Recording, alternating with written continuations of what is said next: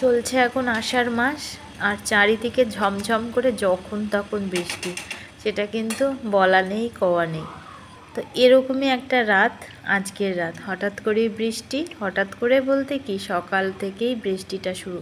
তো ভাবলাম কি রান্না করি, খিচুড়িটাই রান্না করি। আজকে রান্না করছি গোবিন্দভোগ চাল আর ভাতের চাল মিক্সড করে, আর রয়েছে তার সাথে মুসুরির ডাল। আমি প্রায় দিনই রাত্রেবেলা এই মুসুরির ডালের খিচুড়িটা রান্না করি গোবিন্দভোগ চাল দিয়ে। খিচুড়ি খেতে মোটেই ভালোবাসি না, কিন্তু শুধু ওই রাতের বেলা যদি হয় তাও হচ্ছে মুসুরির ডালের খিচুড়ি গোবিন্দভোগ চাল দিয়ে আর পেঁয়াজ ফোড়ন দিয়ে, তো সেটা বেশ ভালোই লাগে খেতে। তো রান্না তো করছিলাম, সকালে যে ভাত করেছিলাম তার মধ্যে একটা আলু সেদ্ধ ছিল। তো অলিভিয়াকে বললাম ফ্রেঞ্চ ফ্রাই খাবি, তো বলছে হ্যাঁ খাবো। তো যাই হোক, ওকে ফ্রেঞ্চ ফ্রাইটা বানিয়ে দিলাম, আর সঙ্গে একটুখানি চাট মশলা দিয়ে দিলাম। চাট মশলা দিয়ে নাড়িয়ে দিলাম। খুব বেশি একটা বড় আলু ছিল না, একদমই ছোট্ট একটা আলু, যাক ওর পেট ভরার মতন উপযুক্ত। আর এদিকে আমার চালে ডালে ফুটে গেছে, ফোড়ন দেওয়ার পালা। এখানে নিয়েছি পেঁয়াজ কুচিয়ে, শুকনো লঙ্কা, তেজপাতা সব দিয়ে আজকে আমি খিচুড়িটা ফোড়ন দেব।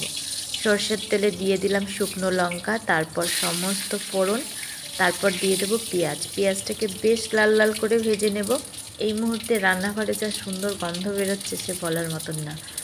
আমি কিন্তু খিচুড়ি খেতে মোটেই ভালোবাসি না। আমাকে যদি বলা হয় যে কারা কারা খিচুড়ি পছন্দ করে, হয়তো 99% হাত উঠে যাবে যে সবাই ভালোবাসে, কিন্তু ওই যে 1% পড়ে থাকবে তার সেই দলে আমি। কিন্তু তা সত্ত্বেও আমি বানাই ওই বাচ্চাদের পুষ্টিগুণের কথা ভেবে, আর বিশেষ করে ওই শীতকালে, আর হচ্ছে একটু বৃষ্টি বৃষ্টি ওয়েদার হলে, তাও রাতে, দিনের বেলা না। আর এই খিচুড়িটা আমি বানাই হচ্ছে আমিষ করে, যার জন্য এর মধ্যে গরম মশলা কোনো কিছু ফোড়নে দিই না, আর একটা যে ভাজা মশলা তৈরি করি নিরামিষ খিচুড়ির সঙ্গে, সেই মশলাটাও দিই না। আমি এটার মধ্যে মানে আদা থেকে শুরু করে কিছুই দিইনি। দিয়েছি আমার ঘরে রেগুলার যে ভাজা মশলা ইউজ করি, সেটা আমি বড় করে বানিয়ে একটা কন্টেনারে রেখে দিই, সেটা দিয়েছি। আর দিয়েছি এখানে ওই পেঁয়াজ পাঁচফোড়নের একটা ছক, সেটা আমি এখন দিয়ে দিলাম খিচুড়ির মধ্যে। ব্যাস, খিচুড়ি কিন্তু আমার রেডি। আর প্রথমেই কিন্তু পাঁপড়টা ভেজে নিয়েছি, যে কড়াইতে ফোড়ন দিলাম সেই কড়াইতে। তো ফোড়ন দেওয়ার পার্ট এখন কমপ্লিট। প্রথমে দেখে মনে হচ্ছিল না খিচুড়িটা গলে গলে গেছে, না, খিচুড়িটা ঠিক যেমন পারফেক্ট হওয়ার কথা ঠিক তেমনই হয়েছে। না বেশি গলেছে, না বেশি চাল চাল রয়েছে, ভালোই হয়েছে। আর খিচুড়ি কিন্তু একটু শক্ত করে নামানোই ভালো, কারণ ওই ভাপে থাকতে থাকতে কিন্তু ফুল ডান হয়ে যায় একদম, মানে একটু বেশি গলে যায়, আর বেশি গলা খিচুড়ি ভালো লাগে না।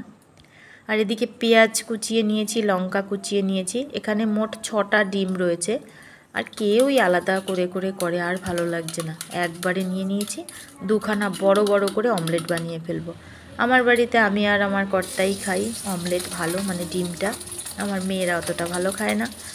তো এই অমলেট বানাবো, খেতে হবে ওকে আর আমাকে, তাই আর ভাগ ভাগ করে কি করবো। আর যদি ওরা খায় তো খাবে, ওরা বেশি ভালোবাসে ওই পাঁপড় ভাজা দিয়েই খেতে। আর আজকে বেগুনটা ভাজছি না, তার কারণ হচ্ছে তাহলে একটু বেশি বেশি হয়ে যাবে, হয়তো লাস্টে রাতের দিকে অনেক কিছু নষ্টও হতে পারে। তাও খিচুড়িটা যখন নামিয়েছি, একজনের মতন খিচুড়ি বেশি হয়েছিল, তো সেটা রেখে দিয়েছিলাম, যেহেতু রাতের রান্না, ফ্রিজেও রাখিনি, বাইরেই ভালো ছিল।